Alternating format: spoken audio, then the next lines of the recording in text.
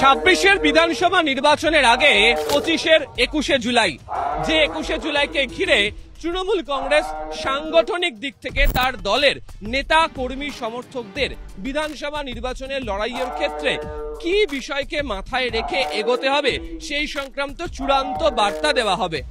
21শে জুলাইয়ের যে মঞ্চ তা ধর্মতলাতে প্রতিবার যেখানে হয়, এবছরও সেখানেই হয়েছে এবং মঞ্চতে দেখতেও পাওয়া যাচ্ছে যে মমতা বন্দ্যোপাধ্যায়ের ছবি ব্যবহার করেই এই শহীদ স্মরণে শ্রদ্ধাঞ্জলি এই অনুষ্ঠান, যা 21শে জুলাইয়ের অনুষ্ঠানের সমার্থক, তা হচ্ছে। এই প্রথম তৃণমূলের তরফ থেকে সাংগঠনিক দিক থেকে এই 21শে জুলাইয়ের আগে লক্ষ্য করতে পারা গিয়েছে যে তারা একটি বড় ইস্যু বাঙালি অস্মিতা তা নিয়ে তারা রাস্তায় নেমেছেন এবং গত কয়েকদিন ধরে দেশের বিভিন্ন প্রান্তে পশ্চিমবঙ্গের যারা মানুষ রয়েছেন বাংলা ভাষা বলার জন্য তারা কার্যত অপদস্থ হচ্ছেন, তাদের ওপর আক্রমণ হচ্ছে, এই অভিযোগ বারবার ধরে তৃণমূল কংগ্রেস তুলছে।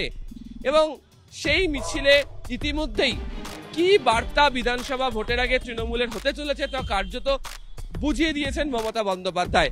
তবে 21শে জুলাইয়ের বার্ষিক সমাবেশের ক্ষেত্রে আরো একাধিক রাজনৈতিক চমক থাকতে চলেছে, এমনটাই দলীয় সূত্রে খবর।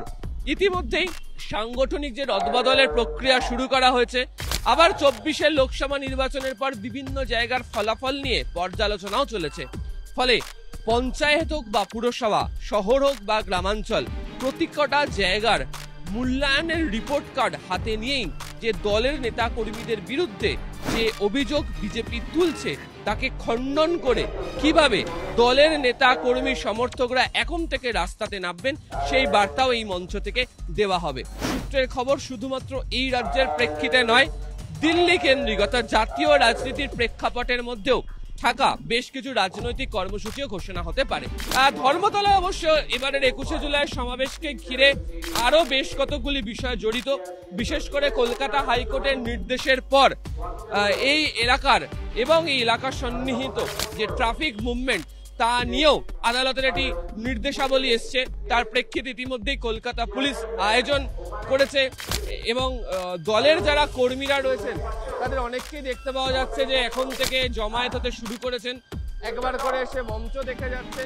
সমস্ত প্রস্তুতি সারা, এবার দেখার 21শে জুলাইয়ের এই মঞ্চ থেকে কর্মসূচি জানিয়ে পুরোপুরিভাবে বিধানসভা নির্বাচনের 8 মাস বাকি থাকা আগে থেকেই কিভাবে পুরোদস্তুর প্রচারে ঝাঁপায় শাসক দল এই রাজ্যের তৃণমূল কংগ্রেস। ক্যামেরা কুণাল চৌধুরীর সাথে আবির ঘোষাল, নিউজ 18 বাংলা, কলকাতা।